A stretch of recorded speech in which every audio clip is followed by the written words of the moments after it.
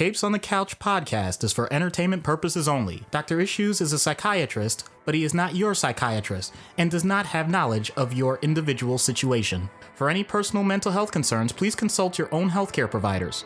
For medical emergencies, please call 911 or the designated number in your area immediately. Remember that you are not alone and help is out there.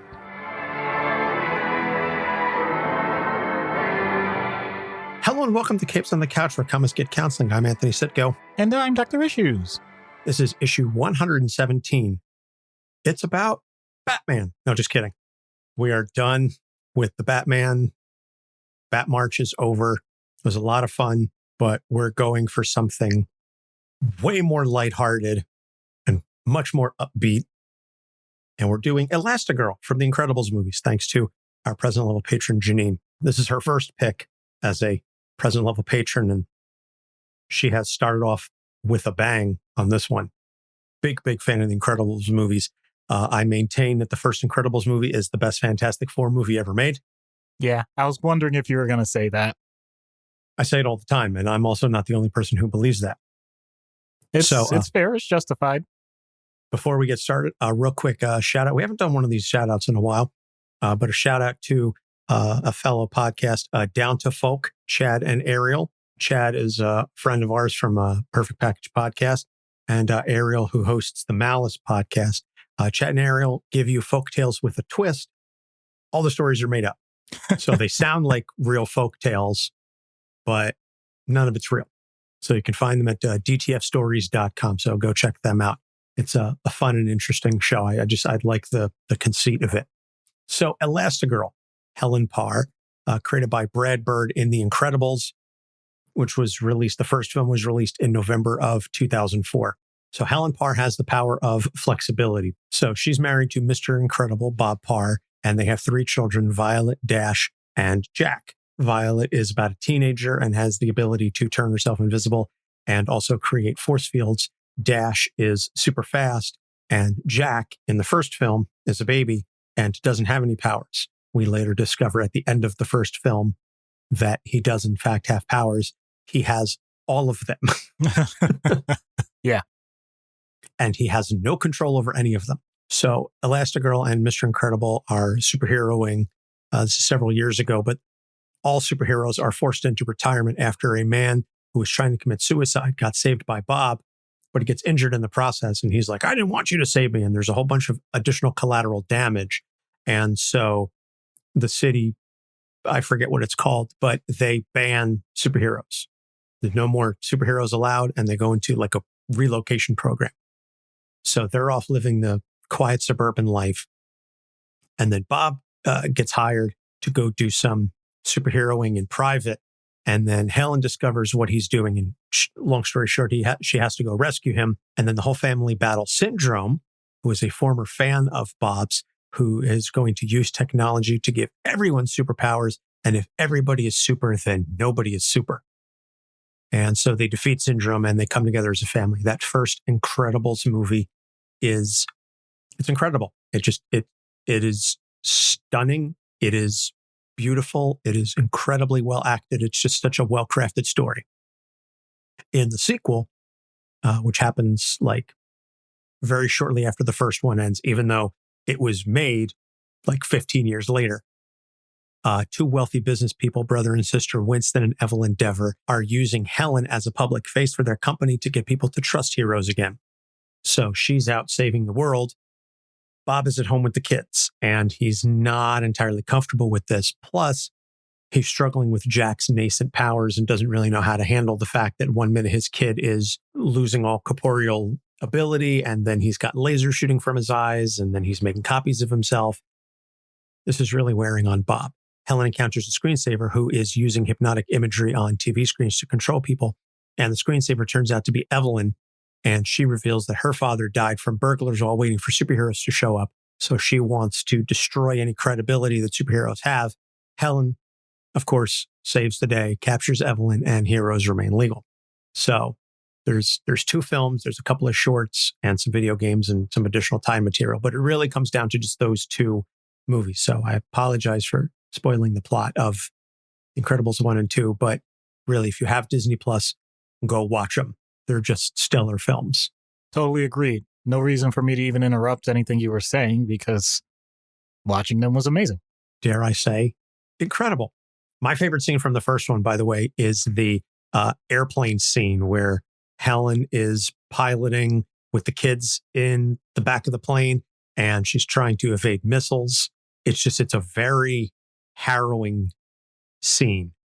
And Holly Hunter plays Elastigirl, and she just knocks it out of the park. She's got the right mix of sass and control and vulnerability. And it's just, she plays Elastigirl just so super well. And Craig T. Nelson is Bob. And it's just, there's no huge names, but they got actors to play these parts. And so I appreciate that. So that's the background. So let's just dive right into the issues then. And so the first thing is being a spouse while being super. And this is something that we've touched on a little bit with certain characters, but the idea, and I think we did it a lot with Mr. Miracle when we were talking about Scott Free, but being one half of a superhero couple is a very interesting position to be in, because a lot of times the hero's concerned for their safety. They're also concerned about their loved ones. You have Peter Parker with MJ, et cetera. And the whole notion of, oh, my loved one could get hurt. It's a little different when your significant other, when your spouse has powers. So I don't want to take away everything that you're about to say, but it's a different vibe, I would think. Well, there's a term that's come to light that people have heard over the years. It's the power couple.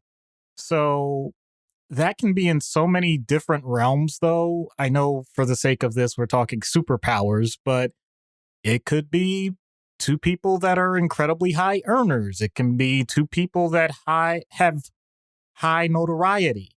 It can be two people that simply, in their particular fields, maybe they share the same field and they're both prominent names. Whatever combination you want to put at that. That dynamic then becomes a situation where, let's be honest, if we're talking finances, you could do just about anything you want. The problem is you still can't do everything. And there's no such thing as being perfectly equal and perfectly even all of the time. So these movies show that pretty well, where in the first movie, Bob is really tapping into what they were known for and saying, legal stuff be damned, this is who I am, and I need to make sure I keep doing this. Helen, meanwhile, has definitely grabbed that mantle saying, I have other things that are really important to both of us, and I'm going to go ahead and take that on, and we'll get to that in the next issue. But the point is, I'm willing to sacrifice that, even if she didn't knowingly know that's what she was sacrificing. She thought she was sacrificing for his day job. But the point still stands. The idea of someone, quote unquote, being the stereotypical provider while he's pretty much doing what he wants to fulfill himself. And as a spouse, there's some opportunities for grudges to be built or some sort of resentment, but also maybe that person wanted the relief and says, thank goodness this person is doing this so that I can focus on other things. So it can work both ways. I don't want to pretend and say that it's one way or the other. And then in the second movie, it gets totally flipped around. So there's some transition that happens there where let's bring this back to our reality. If you have, let's say, been a stay-at-home parent and then you're going back into the workforce, either by choice or by circumstance, that's not something that you just automatically, in the flip of a switch, are able to pick up instantly. Some people are able to do it more fluidly than others. And I know the movie itself doesn't quite dwell on that as much as it could have because it has to keep the story going. But that also can totally flip the script on that previously mentioned resentment or relief or whatever it is. In this case, Bob is really struggling, and that's going to lead to potential conflict. All of this to say that at some point, because you still are a couple, you're going to have conversations about this, and they're not always smooth. And so that leads to certain emotional reactions. It can lead to fighting, but it can also make things stronger. And not to give away the skit, but there are times in the movies where these things are more than hinted at. They're made sure they're brought to the forefront that these two are going to be able to do things incredibly well together. No pun intended with the incredible line. But it's not always going to be just this perfect mix. So if you're in this type of dynamic and, like I said, you have the opportunity to do anything, don't start to neglect the fact that if you're not careful, you're going to end up doing nothing. Wow. Very powerful words. It's funny. I was going to chime in and I had some ideas as to potential power couples that I could have thought of. And I was just like, oh, maybe it could be Jay-Z and Beyonce were the first ones that sort of, came to my mind. But I do think it's a situation where you have to keep in mind that the point of a couple is to make yourselves and each other better. And I think if we can keep sight of that, us as real people, not superheroes, but us as real people, then we have the opportunity to make the other person feel like a superhero with the love and support that we provide to them. And I'm speaking from experience, and I'm fairly certain you are as well. When your spouse is behind you and they're backing you up on stuff, you feel like you can do anything, and it's such a wonderful feeling to know that, I've got this person in my corner no matter what, come hell or high water, richer for poorer, all that stuff. That can make you feel like a superhero. And we should all strive to find the person who makes us feel super. So wise words, or as wise as I can be, from a married man. So the next thing is related to that, being a spouse while being super, and that's being a parent while being super. Now, again, a lot of characters that we've covered that have children, the children themselves are normal or theoretically normal. In this case, again, Helen and Bob are working as a superhero team with their superpowered kids, Jack notwithstanding. But the whole point of the first movie is that Helen and Bob are trying to keep Violet and Dash safe. And the kids are like, no, we have powers. We want to be able to help you. And it's that very paternal instinct of saying, I don't care what your powers are.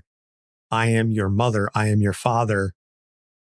I don't want you getting hurt. And I think it almost would be worse or harder if your kids do have powers, because it's one thing, because then you get that idea that, they're going to go out and do something. They're going to feel stronger than they actually are. They're not ready, etc. And that does play out through a large portion of the two films. But, Doc, I'll let you sort of expound upon that. Well, it's interesting that you had mentioned in the first issue that you had some ideas of power couples and things like that.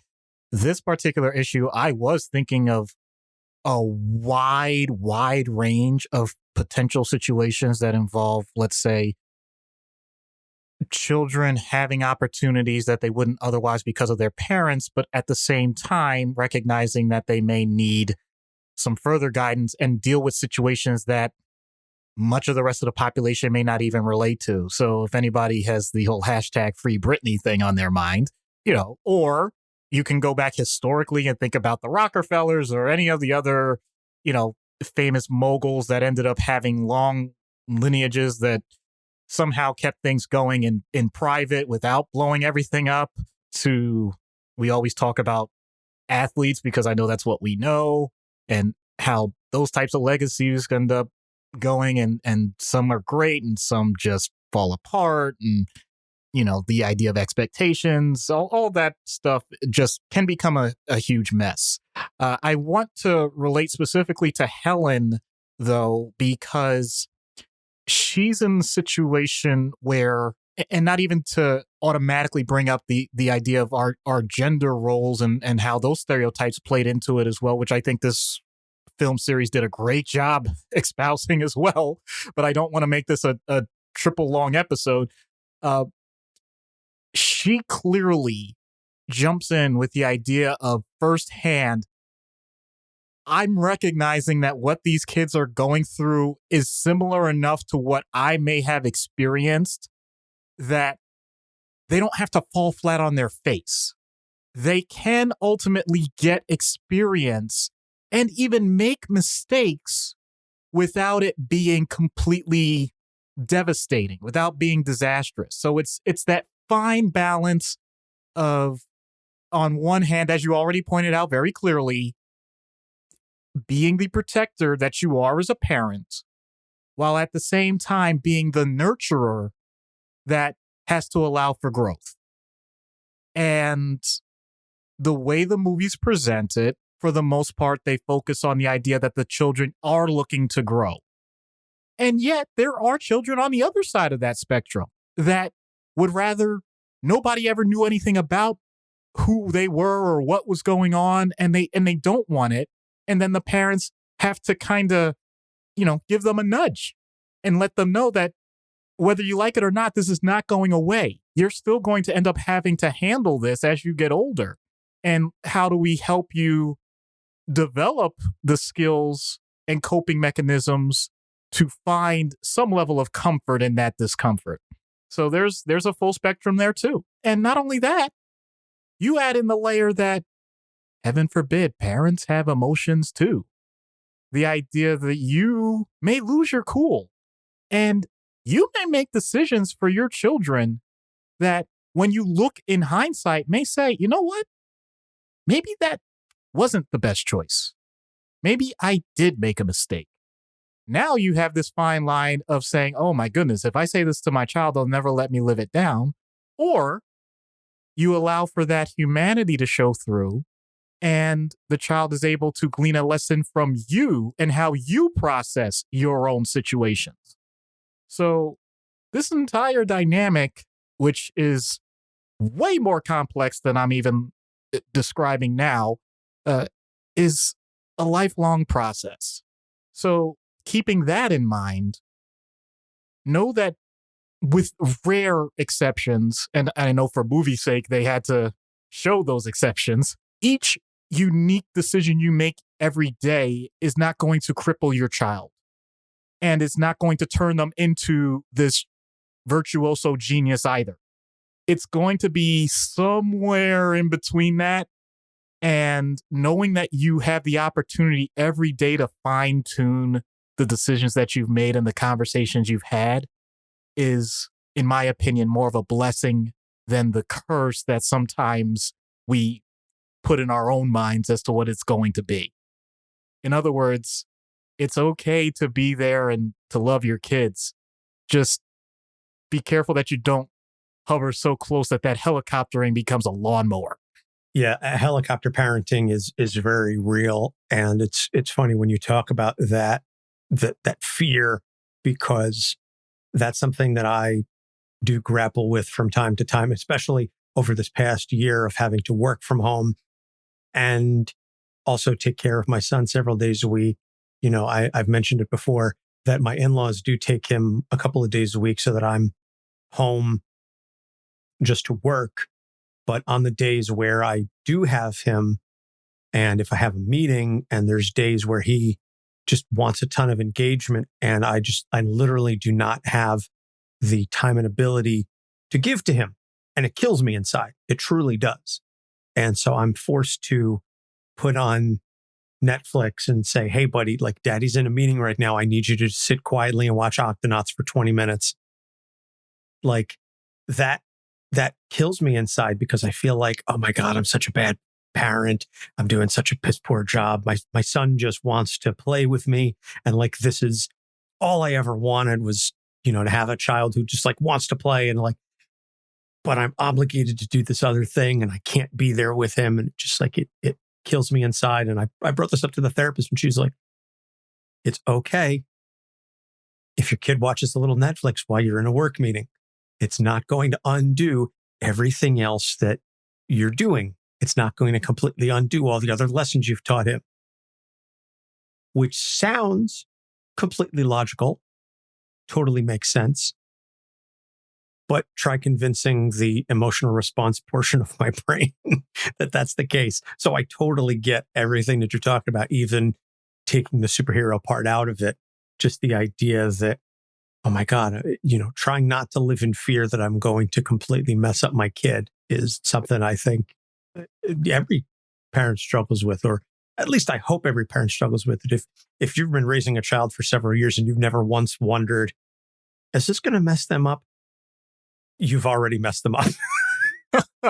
Well, I mean, the damage is already done. I think that part, I was going to say, doesn't need to be said, but every time I've thought that, I realize it's better to just go ahead and say it. So, yeah, if you don't spend any time with your kids whatsoever, or wonder how they're doing, or give some sort of guidance, I mean, that's way on the opposite end of the spectrum too. Don't be an absentee parent. I mean, yeah. Let's leave it at that.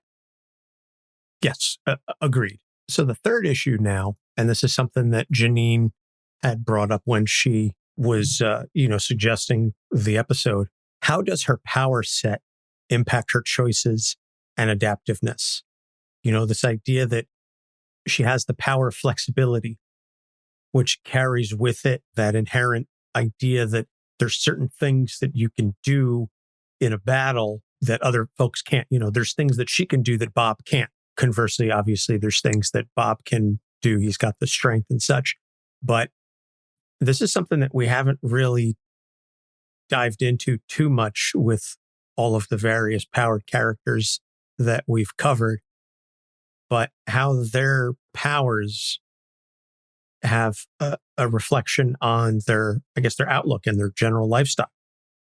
Well, that's because often their powers are much more related to making sure a certain story gets told.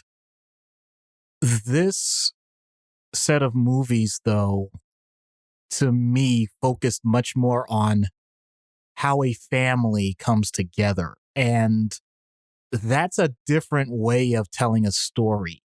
So it's not surprising for anyone that's watched them, if you've taken some time to think about it, to recognize that each of those characters pretty much is a subtype that is going to lead into certain roles. You have the quote unquote strong provider. You have the person that has to keep everything running and be as flexible as possible. You have a young lady that really is trying to find herself and needs to put up barriers, sometimes emotionally, just so that she can process it. You have a young man that just goes as quick as he can and does things in such an impulsive way and doesn't worry as much about the consequences. And you have a child that is still so malleable in the sense that they have potential. And, one of the best abilities in the world is possibility. So that's their family structure. And Helen is clearly shown to be, I use this term in a very positive light, the matriarch. She puts the pieces together for everyone else, but because everyone has their own different spheres that they're going through, she has to be able to reach out and find a way to keep everything going at once. And while it can be a struggle, and it certainly changes over time, she's willing to use that effort. And here's the point. She's not just elastic in the sense that she stretches. People get this wrong in physics. Elasticity is not just the idea that something stretches, it's that it comes back. If you're talking about compliance, that's when things can stretch out indefinitely. Helen can't do that. And I'm just going to reference one of my favorite scenes of the first movie, because I feel like, and I'll admit, I'm calling myself out here, it followed a stereotype that I feel like happens in my own life, where like basically they're bringing down that silly van coming down from the sky, and Bob is saying, "How you doing, honey?" And she's got herself stretched out basically as like kind of a glider / parachute, and she's saying, "Do I have to answer?" Like, he's trying to be supportive, but it's like, dude, you have no clue what she's going through right now. So you might as well leave that alone. I only bring that up because the whole point is whatever emotional things are happening, she's willing to temporarily subvert them for what she considers to be the good of those around her. And a lot of people in that circumstance right now listening to this can relate to that. Just to let you know, you are heard, you are seen. And if people like me are not giving the attention that we should in those moments, we apologize, or I apologize for so many of us. We need to do a better job of it. But at the same time, that's where I want to point out when I say bring things back, she remains true to herself. She knows that if she were to just fall apart, that means everything around her falls apart. That's part of her motivation. But she always had the things that she wanted to do. She never quite let that go. And so when she gets that opportunity, when she's now, more in the public light again, that never left her. It just had to take a different form. Everything that she was doing were still the skills that she used to manage her children.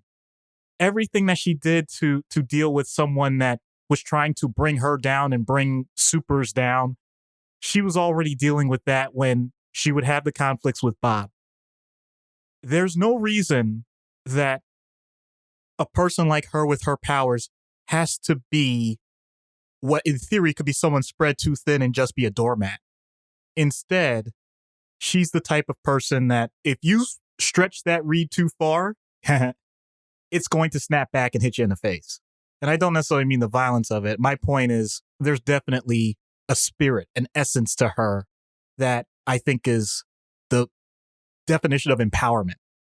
And if you can see that for yourself, if you ever feel like you've gone too far one way, just doing things for everybody else, then remember, you have that ability to bounce back.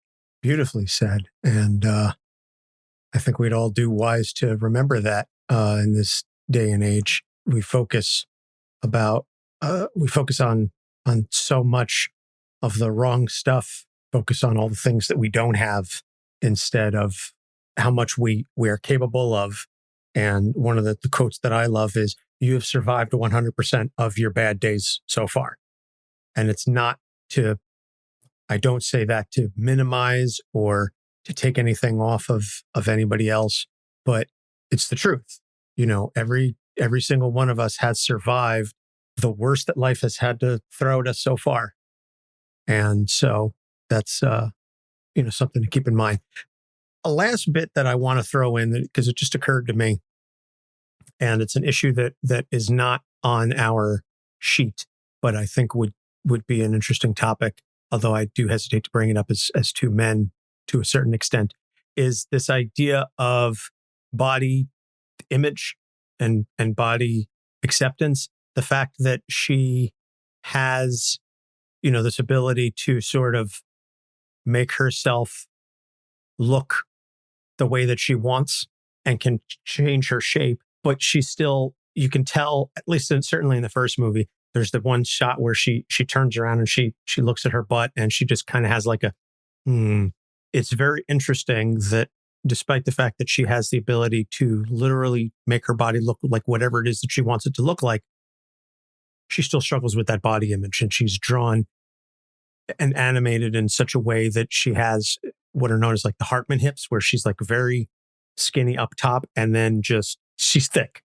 There's a generic term for that, and it's called being pear-shaped. I mean, yes, that's but she thick with the two C's.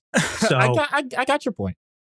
And it's just interesting that, and I think it's done certainly as a commentary, but I didn't know if you had any thoughts on that a woman who can change her body to look like whatever it is she wants it to still has to struggle with some of those body image issues.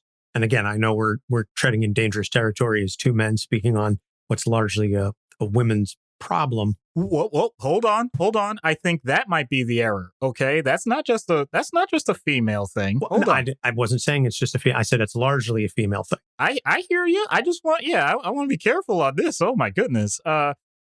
Well, okay. I'll admit, it may not be my place to comment on how any one woman would feel about her body or things like that. So what I'm going to do, since you brought this up, is comment on what I was viewing in that movie as people's realization of how their body changes as they age. Because something that we didn't really harp on because it wasn't germane directly to the movie was they do show how Bob and Helen looked back then, and they're not the same. Things changed. Bob filled out, Helen filled out, and in different ways, but also in a very common pattern for male and female. And it is not uncommon for many people on this planet to just recognize as they get older, they're not going to have the same physique. And here's the key. Regardless of the amount of effort that's put in, there are going to be changes over time. So, for example, there's a term for sarcopenia. It's muscle loss as you get older. The good news is the severity of it only really ramps up like well into old age. So you can maintain a lot of what you have. But these are things that we see in our own family all the time. Whether it's the hair up top, whether it's, you recognize that you're not moving as quickly as you used to, aches and pains that you used to have, all of these things. And it's okay to acknowledge it. As a matter of fact, I've had situations where people just kind of ignore those changes and they're still doing, I'm kind of exaggerating, but not really. They're still doing the weekend warrior thing where they're working out like intensely, but they also have their work schedules and dealing with their kids and things like that. And they end up like just totally blowing out their ACL. And the next thing they know, they can't move at all. And they're basically gaining, 50, 60, 100 pounds even, not knowing what to do with themselves because their life has completely shifted. And if they had just taken the time to recognize, maybe don't go as hard as you were going before, keep up the same activity level, but modify it to what your body can now handle, maybe they would have had better results. There's always a way to manage things that you didn't expect, or even if you expected them. This is just something that's a natural fallacy that we all do. It's, well, that happens to other people. It doesn't happen to me. In your mind's eye, you're always going to be that 20 to 30-year-old that could do everything that you always could before. And people are always going to view you that way. And the first time someone doesn't, and you don't expect it, it can be a little damaging to your ego if that's not what you're used to. And the idea that you have to adapt your expectations for yourself, let alone the expectations of others, can be a big deal. So with Helen, when she's looking at herself, I didn't write the movie, so I wouldn't dare tread on what a writer is trying to do. But on one hand, yes, it's, oh man, that's how I look now. But it's also, this is what I'm still working with. And so there is that other side to it. Like, you know what? No matter what, there is a part of me that's still there that I still got. And the fact that I'm still doing what I'm doing, because the whole point of that scene, in my opinion, was like taking that little glimpse, just that little time. You don't stew in it. You don't dwell too long. You recognize, all right, that's something that I, don't feel that great about. Wow, I just whooped a whole bunch of enemies in very dire circumstances, if you remember the setup for that scene. So from that standpoint, it's like, I'm still really awesome, despite the fact that I'm not quite what I would physically like to be. So I feel personally attacked for two reasons. One, the comment about the hair on the head, and two, the weekend warrior working out stuff and the fact that, I'm doing Tough Mudder and all these other things. Was that intentional, or is that just... Actually, no. I think you're on the opposite end of the spectrum when it comes to the Tough Mudder thing, because I know that you're working out. Like, you have a routine to allow yourself to do those things in the future. as opposed to just randomly saying like, hey, I'm still this, great guy. I'm just going to randomly do a Tough Mudder and then get injured on the course. That's what I'm saying. Yeah, so don't worry about that. Now, unfortunately, the hair thing, I wasn't thinking of you specifically. I mean, that's true for a lot of people. It just so happens that if the hat fits over the balding head, then that. Yeah. I get it, smartass. All right, so we're going to take a break then, and when we get back, we'll get into treatment, so stick around. Hey there, I'm Chris from the Geek Peak podcast here with my two co-hosts, Trent. What up? And Brandon. Yo. Here at the Geek Peak, we strive to provide you the best content from all across the pop culture multiverse. Think of us as your content concierge, seeking out all the best movies, TV, games, and music to save your valuable time. We have a different adult beverage every week, and we like to keep things light and fresh, so come hang out with us. So check us out on all your favorite podcasting platforms. That's Geek Peak. Like a mountain! And check out our site at geekpeakpod.com.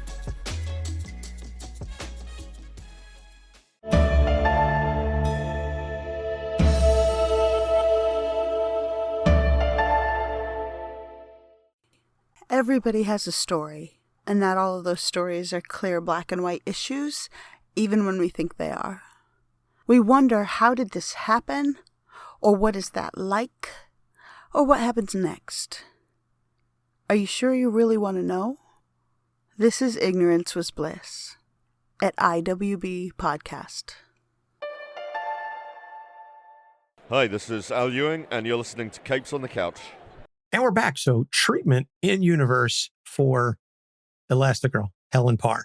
I think I could set up some sort of secret base that allows for, let's just say, any super that wants a one-on-one session would have it available to them completely anonymously.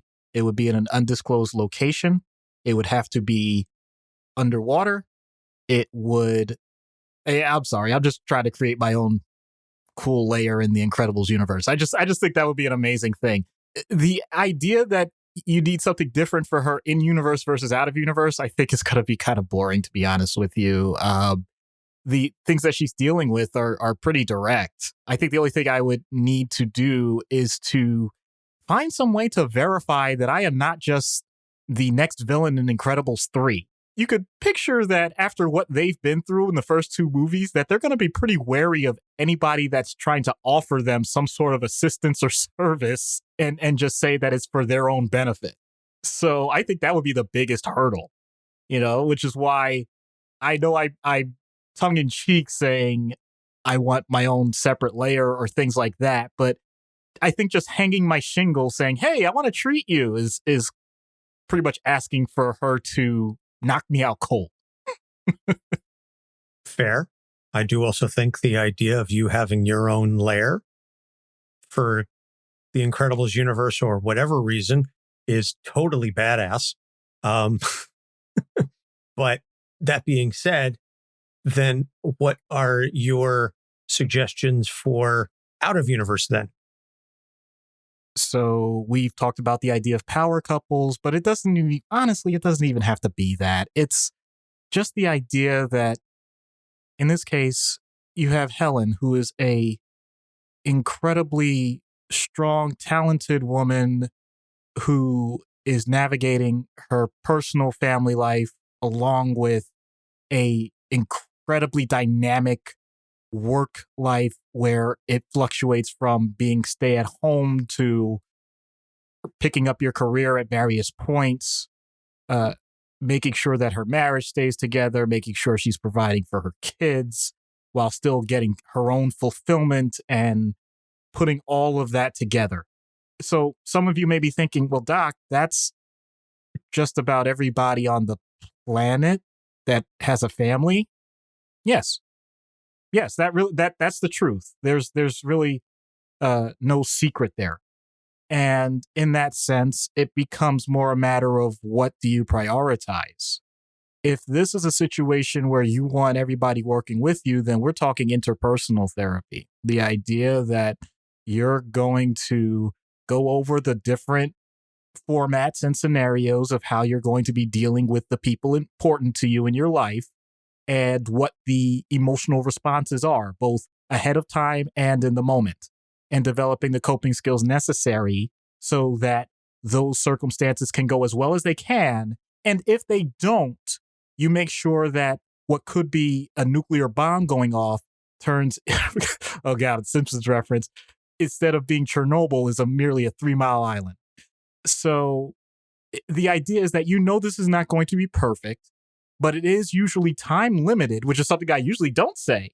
Interpersonal therapy is usually a matter of a few weeks in terms of dealing with the different scenarios. And if you need to reset for a new circumstance, either you got a new job, or your husband got let go of his job, or your kids are now ready to go to college, or whatever they are, you're dealing with those major life events and coming up with a decent game plan rather than the minutia of, okay, this is exactly the mood that you should be in, or this is why you feel this way based on your childhood. And all these things, they're all important. I'm not downplaying them, but there's a certain level of practicality when you're in day-to-day life that sometimes gets lost with the idea that you need a specific therapy. That's why interpersonal can work so well, as opposed to things like psychodynamic Freudian things, or even my favorite, which is the one I had the most training in, with CBT. I may not be going that route if it's not necessarily to dig that deep into certain things. If you're not, for example, dealing with a specified anxiety, but you're dealing with anxiety as a whole because your stress level is high based on the demands that you have in these different spheres of your life. So that's the overarching approach. And then you tailor it to whatever's going on. If medication can be a great tool in combination, hint, it can be, then you tailor it to whatever the overarching emotional framework that the person is experiencing. If all of these things are leading to more anxiety, then you target that. If it's depression, then you target that. And it can be time limited as well. So that's the way I would look at it out of universe. And if it sounds like, Doc, you could be talking about just about anyone on the planet, once again, yep. And I don't exclude myself from that. See, and this is one of the reasons why I love the show is everybody can learn something. And there's always something in every episode that can impact anyone, any of our listeners, or in this case, all of our listeners. And also, I was feeling a little seen there with the discussions about anxiety as well. Okay. And CBT. It's fascinating that you're saying that, because that was one of those like, oh boy, am I giving away too much of myself here or what? And that's why we're friends. So let's put all of this together then in a bow and see what happens when we get Elastigirl, Helen Parr, on Dr. Issues' couch. Hello, Mrs. Parr. I'm Dr. Issues. Well, hello, doctor. It's so nice to meet you. Gosh, I just love your office. Tasteful decorations. And did your child make this? My daughter, yes. Oh, gosh, it's beautiful. My daughter, Violet, is very creative. My sons tend to be more destructive. Oh, my daughter can wreck stuff with the best of them. Don't let the artwork fool you. I suppose that's children, especially when you have 3 of them. And with powers to boot. I mean, one minute they're playing nicely. The next minute there's a literal tornado in the kitchen. The bathroom is sealed off with a force field and the lawn is on fire. That sounds like a lot to handle. How do you manage? Well, the older 2 I can talk to about things. I mean, it takes a while, but they get it eventually. Jack, though, he's still a baby and figuring out his powers. And bless Bob, my husband, he tries his best to wrangle them while I'm gone, but he gets frazzled very quickly. Have you tried a babysitter? Once. It did not go well. Well, I'm not a couples therapist, but I'm a happily married man, and I've learned that an open and honest discussion about expectations can help drastically reduce the stress in a marriage. You two need to be on the same page. Oh, we are? Well, some of the time. Well, it's better than none of the time. When does it work best? Funny enough, when we're out there fighting the bad guys. I mean, even after we took some time off to raise the kids, when we got back to it, it was like no time had passed. We were totally in sync with each other. And then we get home and you're off base. Yep. I mean, we both have powers, but sadly, neither of us can read minds. That would make things a lot easier. I hear a lot of people say that, but I'm not sure it would. That could just lead to more unmet expectations, you know?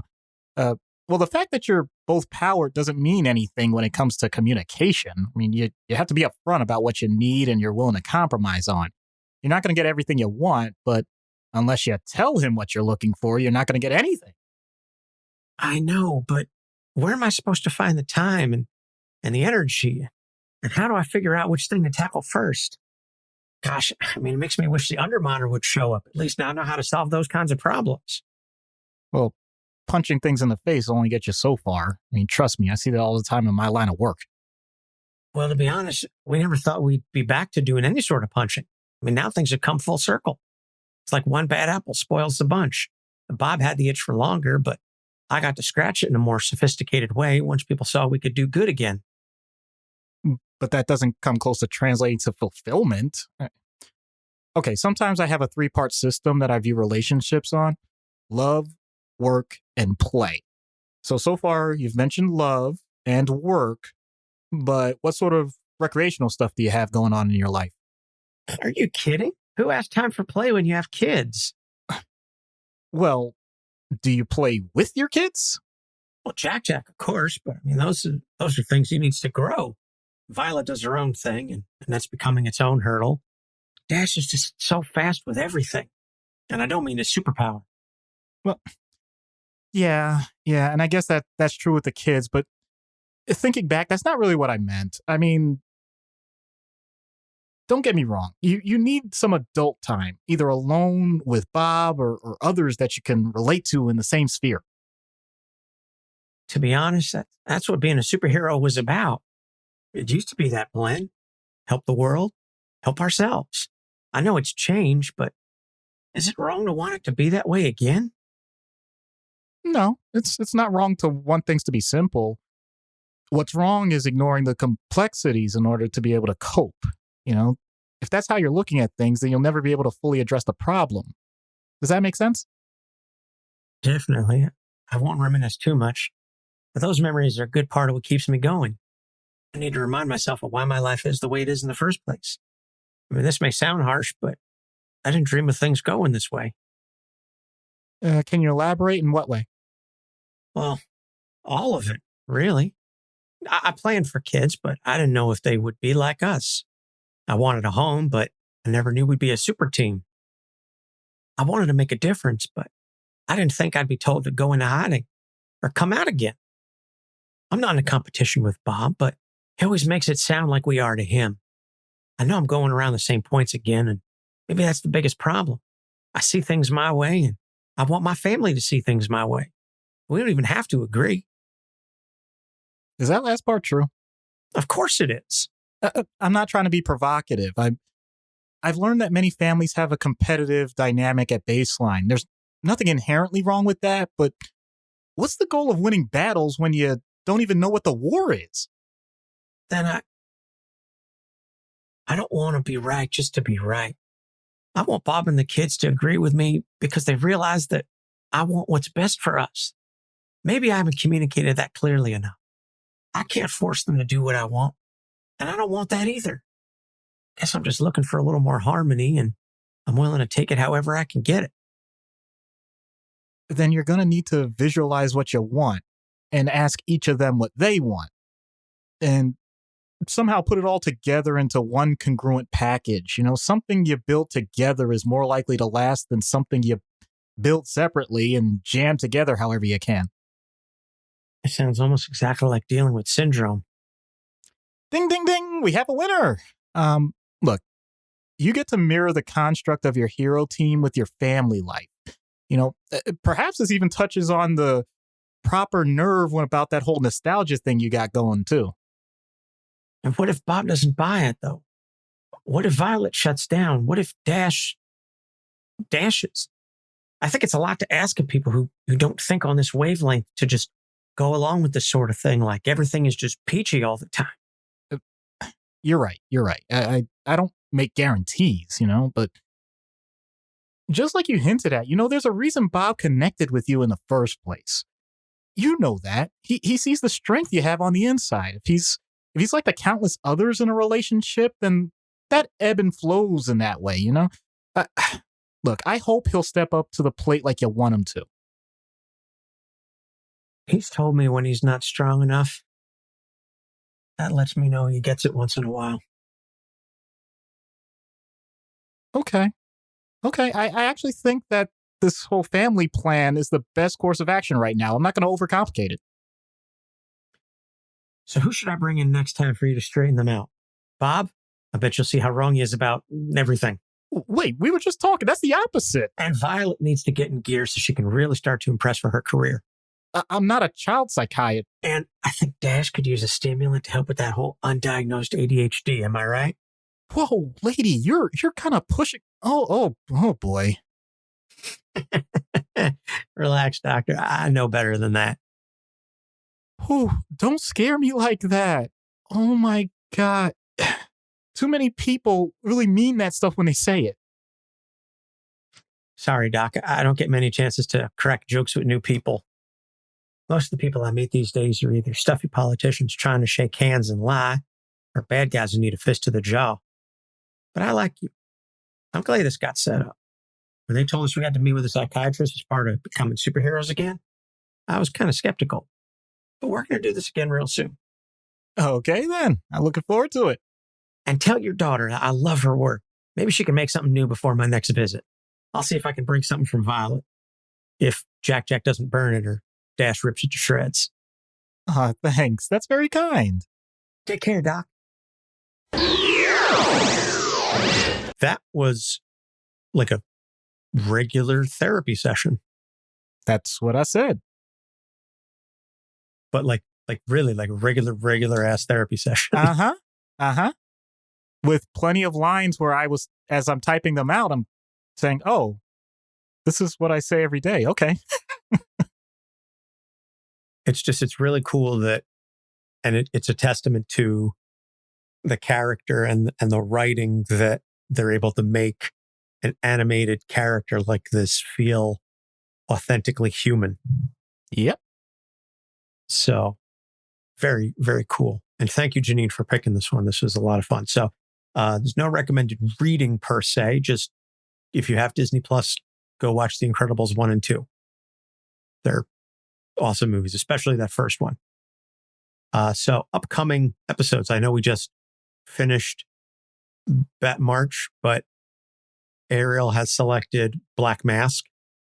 So we're going to get around to Roman. And then we're doing John Walker and Isaiah Bradley. John Walker to tie in with Falcon and Winter Soldier, and Isaiah Bradley is one of Ruby's many picks, which we're also doing to tie into Falcon and Winter Soldier. So it's going to be a cool couple of weeks coming up. And just a reminder that you can find all of our episodes on our website at capesonthecouch.com. We are on Facebook, Instagram, and Twitter at Capes on the Couch. And we are available on pretty much all of the major podcasting platforms. So if you are listening to us on a platform that allows you to like, rate, and subscribe, please do so, especially if you leave us a nice review. That helps grow us in the rankings and rating systems, both on Apple Podcasts and on Podchaser. And so I think that's just about going to wrap it up.